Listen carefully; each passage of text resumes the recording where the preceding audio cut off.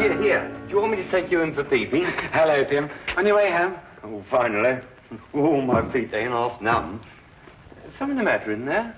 Yeah, just a light. I noticed it's been burning for a couple of days now. Wondering if I shouldn't step in and tell them about it. I reckon they must have left it burning by mistake, you know. They'll know all about it when they get their gas bill next month. Yeah, I know. It seems a shame, though, doesn't it? Still, I don't think it'll do much harm to go and ask them if they know it's on. I hope they didn't tell you to mind your own business and pack you off. Well, I'm just going to have my pint before supper. Cheerio. Cheerio, Tim.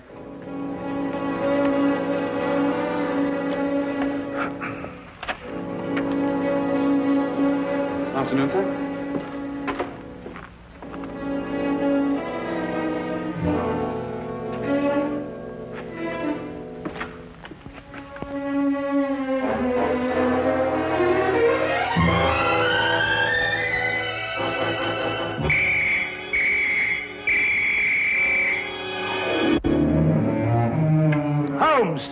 Poison? Yes, Watson, Egyptian, as a matter of fact. I'd read about it before, but I'd never worked with it. That's the key pot! Oh, yes, so it is. I'm sorry about that, but there doesn't seem to be anything else empty at the moment. Is nothing immune in this place? Really, Holmes, there must be something else you could have used. Oh, nothing to worry about, Watson. It's perfectly soluble. I'll have the pot washed out and ready for use by the time you come back from Regent's Park. You can save yourself the trouble. That's the last drop I'll ever drink out of that pot.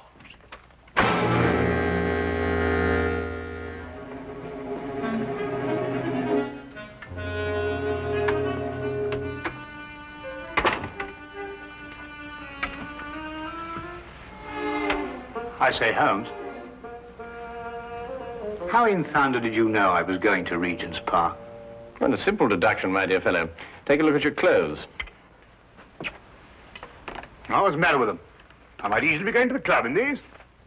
You're immaculate, except for those old shoes. Hmm? Oh, those. I've forgotten all about those. So I deduce that you're going to a place where you're likely to meet people, but also you're liable to scuff your shoes.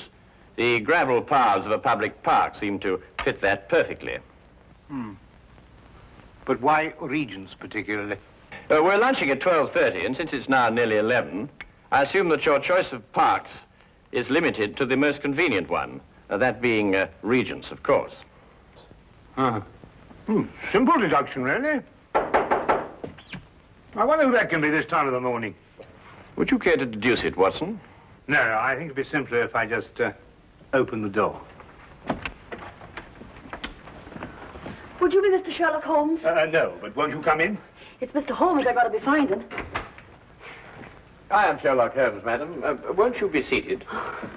I will that. Sure, I've lost a bit of my breath. Have you come far? Clean up from Chelsea, I have, sir. Well, that's a long way indeed. May I introduce my very good friend and colleague, Dr. Watson? Good morning to you. My name's Dugan, sir. Mary Dugan. No doubt you find it a bit odd having a stranger burst upon you in the height of the morning like this, but I've come from a house black with sorrow to ask your help. 'Tis the house I work in.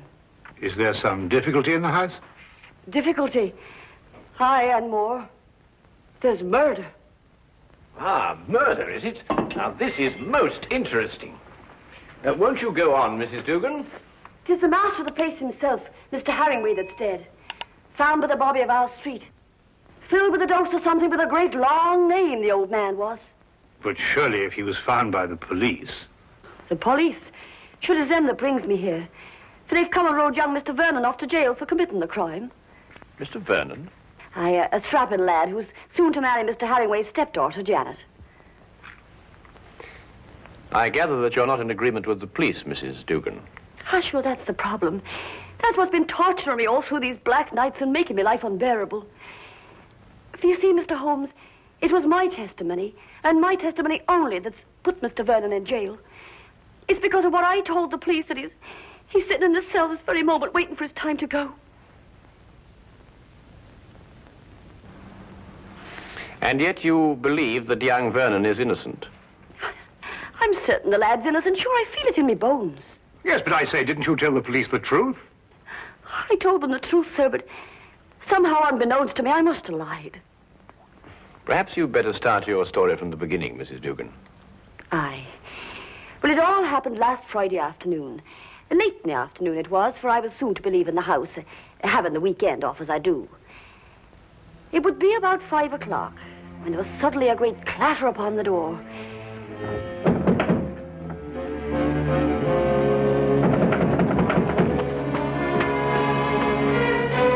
Hello, Mrs. Dugan. Oh, good afternoon to Mr. Vernon. Mr. Herringway asked to see me. Is he in his usual ugly mood? Sure, you shouldn't be talking like that, Mr. Vernon. You know, it makes Miss Janet very unhappy to hear you two fighting all the time. Well, if he wasn't such a stupid old... Where is Janet? Oh, she's away to her aunt's in Manchester. She wasn't to go until tomorrow. Oh, I know nothing of that, sir. But I can swear he put her on her way this very afternoon. I doubt if her aunt's sick again. It looks like another of his tricks to keep us apart. Well, where is he?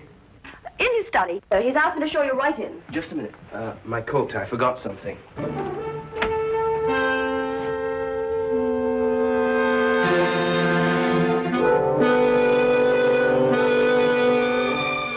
All right. Come in. Mr. Vernon, sir. Would that be all? No, Mrs. Dugan. I want you to remain. Remain, sir. Just sit over there and listen to every word that's said.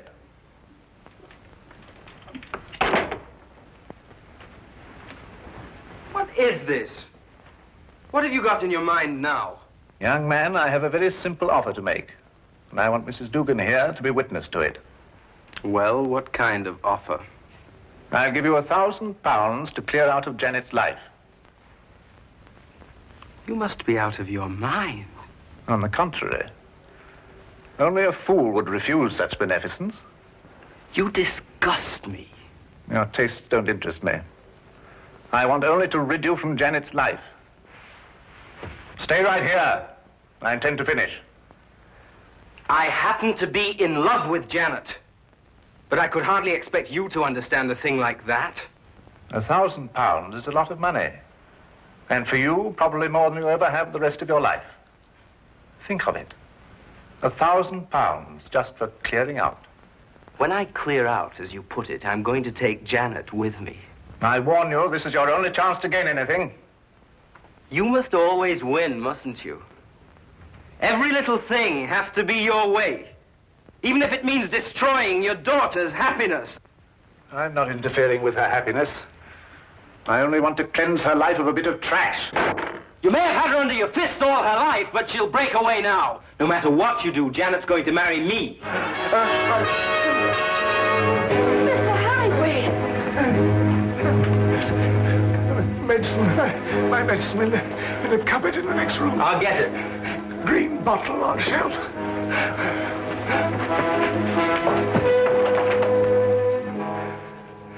I never lose, Mrs. Dugan.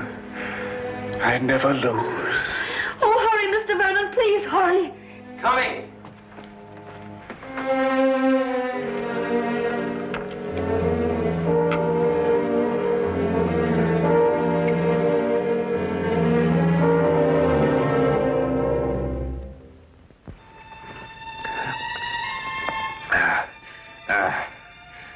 Thank you. Feel much better. Well, there's no need to stare. I'm all right. Now get out of here. Both of you. Get out.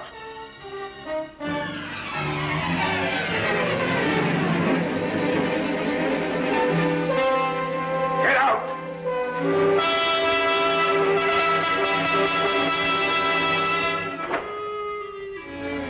A few minutes later, I left the house.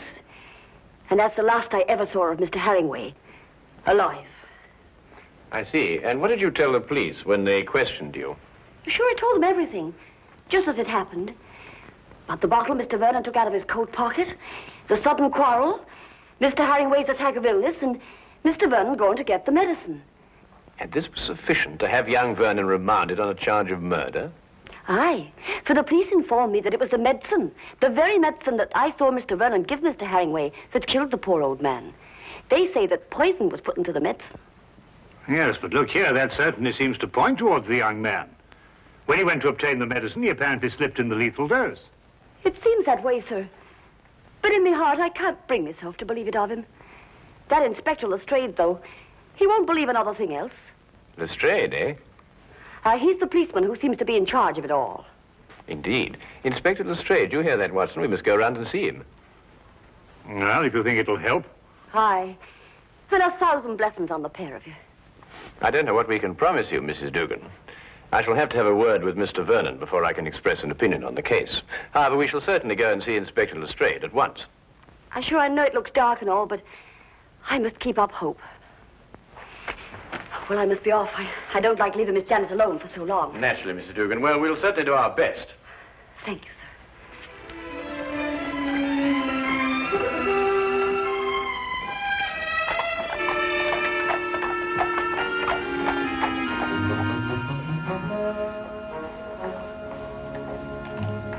I can't see any reason for it.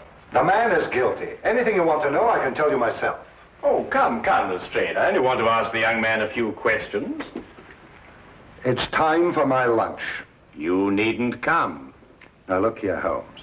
There was a very large dose of strychnine in that medicine. The only person who could possibly have put it there was young Vernon.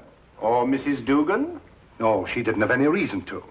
Besides, Vernon was a chemist. He had access to all sorts of poisons. Indeed, he was a chemist. You hear that, Watson? Young Vernon was a chemist. Eh? Yes, indeed, Holmes. Yes, I thought you'd be interested to hear that. Well, I am indeed. It is most important, and I insist upon seeing the young man immediately. We have no time to lose, Lestrade. No time to lose. Oh, all right, all right, all right. I don't see what you can possibly gain from this. But if you insist, you can see for yourself.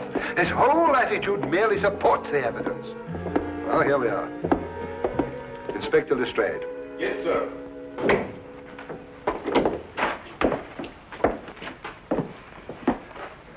Well now, Vernon. Well now, Inspector. How many times a day are you going to bring me up here and subject me to your idiotic questions? I've already told you everything I know. I'm getting tired of repeating it every half hour so that it'll penetrate your dense brain. Look here, young man, that's hardly an attitude to take. You're charged with the most serious crime. Indeed, I am. And since it appears I'm to pay for it, my only regret is that I didn't have the pleasure of committing it. There's just one point. I don't know who you are, but you may as well know that I don't wish to answer any of your questions either. It appears I've talked myself to the gallows, and that should be enough. So good day to the lot of you. Good day to you, Mr. Vernon, and thank you very much. You've been most helpful.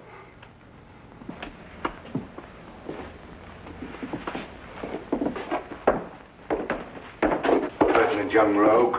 Oh, very interesting, Lestrade. Take the Baker Street, Holmes. Certainly not, Watson. We have a killer to catch. Killer? Yes. What do you think you were just talking to? A very furious young man, Lestrade.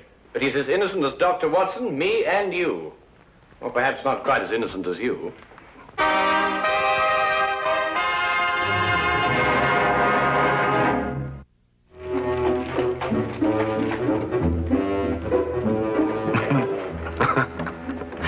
What can you possibly find to be so amusing? Huh? Oh, I was thinking about Lestrade's face when that young scamp called him an idiot. Holmes, do you really believe that young man's innocent? Strychnine, Watson. Combined with the fact that young Vernon's a chemist. Tell me, how quickly does strychnine act? Oh, a matter of minutes. Half an hour at the most. Exactly. He did not know that the house would be empty when he went to visit old Mr. Hanningway. He fully expected that Mrs. Dugan and Janet would be there. Right enough. Mr. Dugan indicated that. All right.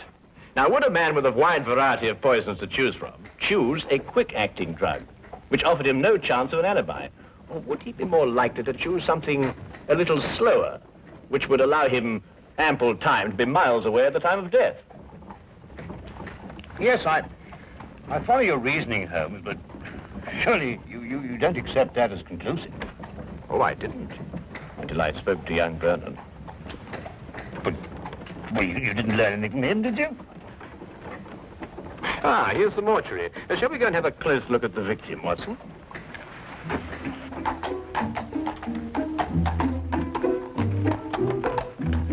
Holmes asked to see the medical examiner's report, and as we prepared to enter the mortuary, he explained his theory that Vernon's violent temper didn't fit into the cold-blooded pattern of this crime. particular sort of fellow, our friend Herringway. No, why do you say that? Well, notice the well-kept hair, the neatly trimmed moustache. Mm-hmm. Wasn't so particular about his hands, was he? What do you mean, Watson? Well, look, the dirt definitely packed in under those nails. It's even gone into the cuticles. I say it's a bit incongruous with this perfect manicuring. Yes, especially as this hand's absolutely immaculate. Wait a minute, Watson. What? This isn't ordinary dirt. This is soil. Well, amateur gardener, perhaps. These hands never did any gardening. They display a lifelong devotion to immaculate cleanliness. And this hand obviously became dirty too near to death to be cleaned. Mr. Holmes, here's the report you asked for, sir. Oh, thank you. What are you looking at that for, Holmes? You know the cause of death was strychnine. This should interest you, Watson. Listen. The blood test indicated an extreme leukocytic state, sufficient to be diagnosed as advanced leukocythemia. Well, Mrs. Duggan said he was ill, but not to that extent. Watson, tell me, how long do you estimate Herringway would have lived had he not been given that dose of strychnine? Well, it's difficult to judge with this information, but I'd say, well, certainly under a year. And we are looking for someone who couldn't afford to wait a year. An impatient murderer. Then that fits in with Vernon's violent temperament. It appears so, Watson. It appears so. And yet there's still something missing. A bottle. A little mysterious bottle. Watson, would you go and collect Mrs. Dugan and take her round to Vernon's apartment? Ah, yes, of course. What will you be doing meantime? Oh, I'm going over to Vernon's place now. There are a few things I want to check over before you arrive. But, it's bound to be locked up. How are you going to get in? Oh, with a key. Have you got the key to Vernon's apartment? I hope so.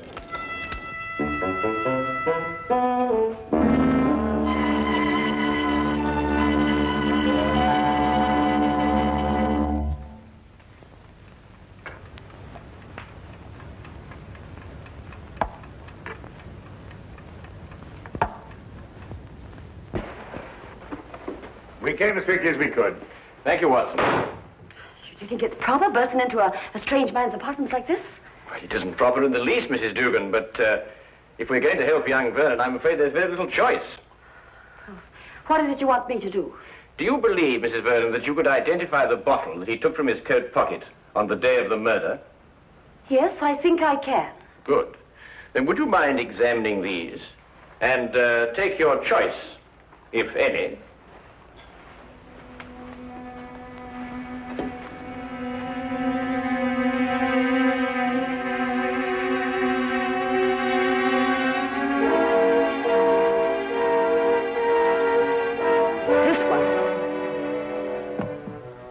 You're certain? I am absolutely certain. Thank you, Mrs. Dugan. Thank you very much.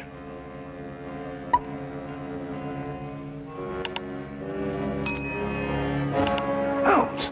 It's all right, Watson. It's quite harmless. It's oil of cloves. Oil of cloves? Mrs. Dugan, I presume that your employer was a teetotaler. He was that. There was never a drop of anything at all in the house. Hated the stuff he did. Yes, but is it important, Holmes? It's essential for young Vernon, Watson. We have now only to visit Mr. Herringway's study to forge the final link of proof against a most amazing murderer.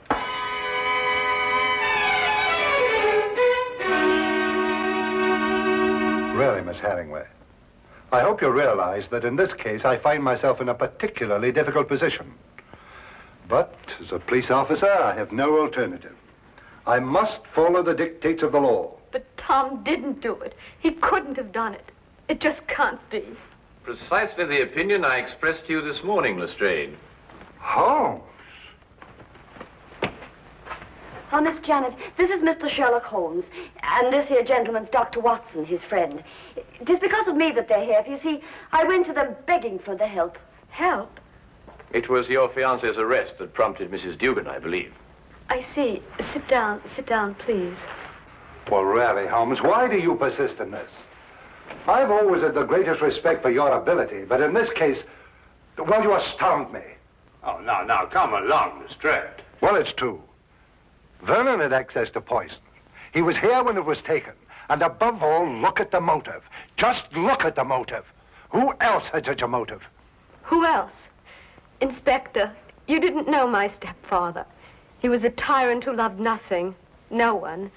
His whole ambition was power, and his whole pleasure was to rule. To my stepfather, my marriage meant only a loss of power, part of his kingdom, and he fought it in every way. Life here became unbearable after I met Tom. Mrs. Dugan can testify to that. Well, 'tis true he was not a kindly man, and he did begin to get a bit odd of late. I see. There were some flowers in this room. Where are they? Flowers, sir? Holmes. Now he's interested in flowers. Petunias, perhaps? Mrs. Dugan? Why, sure, I put them out in the yard to get a bit of sunlight, sir. So dark it was in here. Then there were some flowers. Mrs. Dugan, would you be kind enough to fetch them, please? Yes, sir. Holmes, what have flowers got to do with... Watch. You know, Inspector, your difficulties in this case really must be overlooked. Do you know that you've been deliberately duped? And very cleverly, I might add. I haven't been duped at all. I've got my man. Now, you see, you were looking for a murderer, whereas, of course, there isn't one. First it's petunias. Now there's no murder. There's a body, but no murder. You see, Mr. Herringway committed suicide. There was no indication of suicide whatsoever. No message, nothing. Well, naturally there was no indication of suicide, because it was deliberately planned to look like murder. Are you serious? Completely, Miss Herringway. You see, your stepfather was more of a tyrant than you imagine. Losing you to Vernon meant losing power. And so first of all, he tried to bully him. Then he tried to bribe him. And when that failed, he tried to kill him. Mr. Herringway tried to kill Vernon? Yes, Watson. By committing suicide in such a way that Vernon would be blamed and executed for Herringway's death. The stage was set, the heart attack was feigned, and Vernon was sent to get the medicine. If Herringway took the poison himself, where did he hide the bottle? Of course, that's right. The poison acted too fast for him to dispose of the container. But he did dispose of the container, Watson. And if my theory is correct, it should be in one of the 2 flower pots that Mrs. Dugan is holding.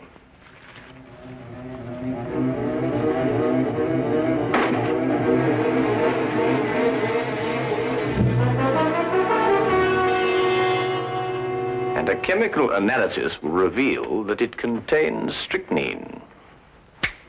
The dirt under the fingernails. Exactly, Watson. And you said it got there close to the time of death? Then Herringway committed suicide. Yes, Lestrade. And Tom is innocent.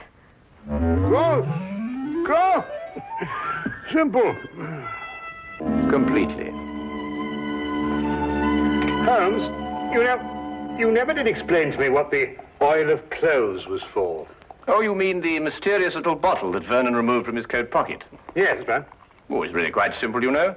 You see, Vernon stopped at a pub for a few stiff whiskies to brace himself for his interview with Herringway. But the old man was violently opposed to the use of alcohol, so he had to do something to remove the evidence from his breath. Oil of cloves is quite common for that purpose. Ah, I see. Tea? No, none for me. No, I've had some before. My digestion is not quite up to it. Your digestion? Yes, I forgot and mixed our tea with some of that rare Egyptian poison.